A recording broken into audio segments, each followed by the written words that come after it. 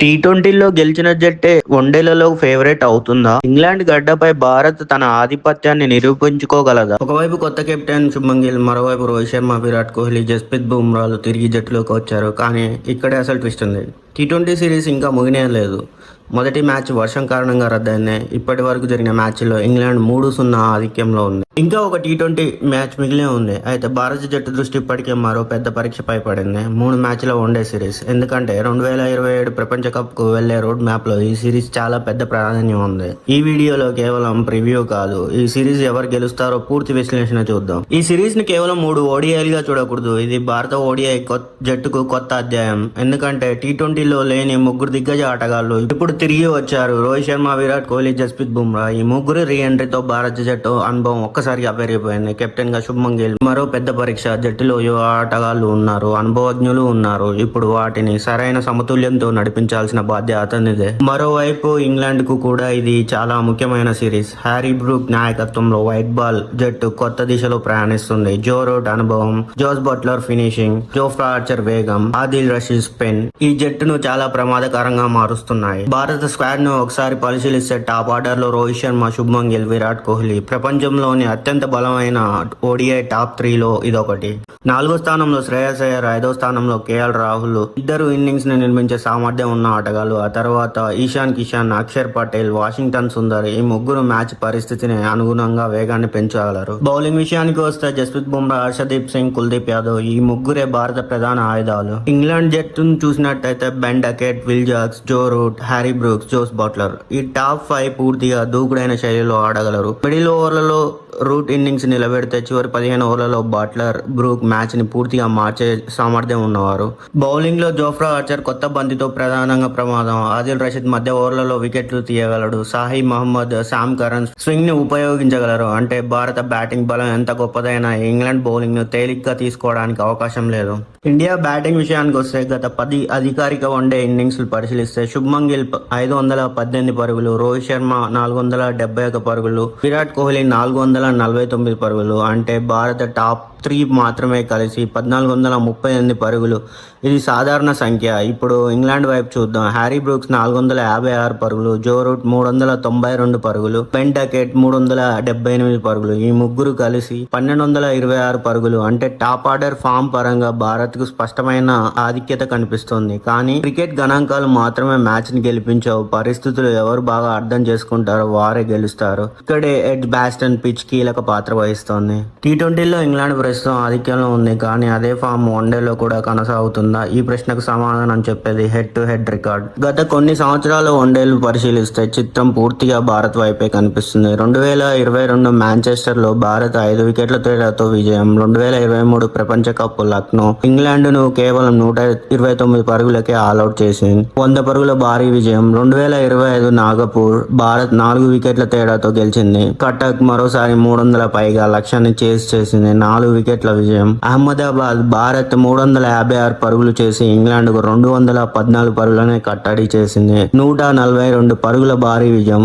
ఈ 5 మ్యాచ్ల్లో భారత్ 2 సార్లు భారీ స్కోర్ ను డిఫెండ్ చేసింది. 3 సార్లు విజయవంతంగా చేసింది. అంటే ముందు బ్యాటింగ్ చేసిన తర్వాత బ్యాటింగ్ చేసిన ఇంగ్లాండ్ పై గెలిచే మార్గం భారత్ కి తెలుసు. ఇది కేవలం గణాంకం కాదు, ఇది ఒక మానసిక ఆధిక్యం. భారత్ గెలవాలంటే అసలు గేమ్ ప్లాన్. రోహిత్ శర్మ మొదటి 20 బంతుల్లో ఆర్చర్ పై రిస్క్ తీసుకోకూడదు. ఎందుకంటే కొత్త బంతితో ఆర్చర్ వేగం, బౌన్స్ రెండూ ప్రమాదకరం. శుభ్మన్ గిల్ స్ట్రైక్ రొటేట్ చేస్తూ పవర్ ప్లే ను సురక్షితంగా దాటాలి. విరాట్ కోహ్లీ ఆదిల్ రషీద్ స్పెల్ ను సింగిల్స్ తో బ్రేక్ చేయాలి. రషీద్ కు వరుస డాట్ బాల్స్ ఇస్తే అతను మ్యాచ్ ని నియంత్రిస్తాడు. కేఎల్ రాహుల్ 40వ ఓవర్ తర్వాత ఫినిషర్ పాత్రలోకి మారాలి. Bharat bowling plan. మొదటి స్పెల్ బుమ్రా, మరో ఎండ్ నుంచి హర్షదీప్, డకెట్, విల్ జాక్స్ ఈ ఇద్దరిని 10 ఓవర్లలోపే అవుట్ చేయగలిగితే భారత్ మ్యాచ్ పై పట్టు సాధించినట్టే. జో రూట్ క్రీజ్ లోకి వచ్చిన వెంటనే కుల్దీప్ యాదవ్ ను బౌలింగ్ కి తీసుకురావాలి. హ్యారీ బ్రూక్ పై లెంగ్త్ మార్చుతూ ఫీల్డ్ ట్రాప్ వేయాలి. ఈ సిరీస్ ని నిర్ణయించే 5 యుద్ధాలు. క్రికెట్ లో మ్యాచ్ ని గెలిపించేది కేవలం ఒక జట్టు కాదు, కొన్ని వ్యక్తిగత పోరాటాలు. ఈ సిరీస్ లో అలాంటి 5 కీలక బ్యాటిల్స్ ఉన్నాయి.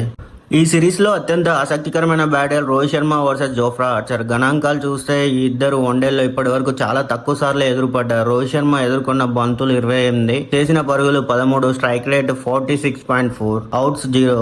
ఒక్కసారి ఈ సంఖ్యలను గమనించండి. రోహిత్ ఆర్చర్ ఇప్పటి వరకు అవుట్ చేయలేదు, కానీ 28 బంతుల్లో కేవలం 13 పరుగులు మాత్రమే ఇవ్వడం అంటే ప్రతి బంతికి యావరేజ్ 0.46 రన్స్ మాత్రమే. టీమిండియా పవర్ ప్లే లో ఆశించిన రన్ రేట్ తో పోలిస్తే ఇది చాలా తక్కువ.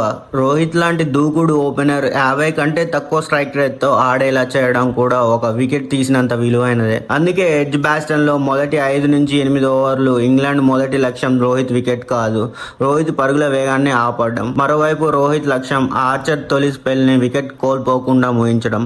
ఒకవేళ ఆర్చర్ తొలి 5-6 ఓవర్లలో ప్రభావం చూపలేకపోతే మధ్య ఓవర్లలో రోహిత్ మ్యాచ్ పై పూర్తిగా ఆధిపత్యం చెలాయించే అవకాశం ఉంది. అందుకే ఈ పోరులో వికెట్ మాత్రమే కాదు, 13 పరుగులు, 28 బంతులు, 46.4 స్ట్రైక్ రేట్ అనే 3 సంఖ్యలు అసలు కథని చెబుతున్నాయి. ఈ వన్డే సిరీస్ లో అత్యంత ఆసక్తికరమైన పోరాటం ఏదైనా ఉందంటే అది విరాట్ కోహ్లీ వర్సెస్ ఆదిల్ రషీద్. ఎందుకంటే ఈ బ్యాటింగ్ లో గణాంకాలు పూర్తిగా రషీద్ కి అనుకూలంగా ఉన్నాయి. వన్డేలో కోహ్లీ రషీద్ ను 10 ఇన్నింగ్స్లలో ఎదుర్కోగా ఈ సమయంలో 130 బంతులు ఎదుర్కొని 112 పరుగులు మాత్రమే చేశాడు. అంటే స్ట్రైక్ రేట్ కేవలం 86.15. ఇంకా ఆశ్చర్యకరమైన విషయం ఏంటంటే రషీద్ కోహ్లీని ఏకంగా 5 సార్లు అవుట్ చేశాడు. దీంతో కోహ్లీ సగటు 22.40 మాత్రమే. మరో మాటలు చెప్పాలంటే ప్రతి 26 బంతులకు ఒకసారి రషీద్ కోహ్లీ వికెట్ తీసుకున్నాడు. సాధారణంగా మిడిల్ ఓవర్లలో మ్యాచ్ ని తన ఆధిక్యంలోకి తీసుకునే కోహ్లీ బౌలింగ్ లో మాత్రం అంత స్వేచ్ఛగా పరుగులు చేయలేకపోయాడు. అందుకే ఎడ్జ్ బ్యాట్స్మెన్ లో ఈ పోరు చాలా కీలకం. కోహ్లీ రషీద్ స్పెల్ ని వికెట్ కోల్పోకుండా ఎదుర్కొంటే భారత్ భారీ స్కోర్ చేసే అవకాశాలు పెరుగుతాయి. కానీ రషీద్ మరోసారి కోహ్లీని త్వరగా పెవిలియన్ కి పంపితే మిడిల్ ఓవర్లలో మ్యాచ్ పై ఇంగ్లాండ్ పట్టు సాధించే అవకాశం చాలా ఎక్కువ. 130 బంతులు, 112 పరుగులు, 5 వికెట్లు, 22.40 సగటు, ఈ 4 సంఖ్యలే ఈ సిరీస్ లో అత్యంత కీలకమైన బ్యాటిల్ ని నిర్వచిస్తున్నాయి. ఈ సిరీస్ లో భారత్ కు అత్యంత కీలకమైన battle Harry Brook versus Kuldeep Yadav. గణాంకాలు చూస్తే ఈ పోరులో పూర్తిగా కుల్దీప్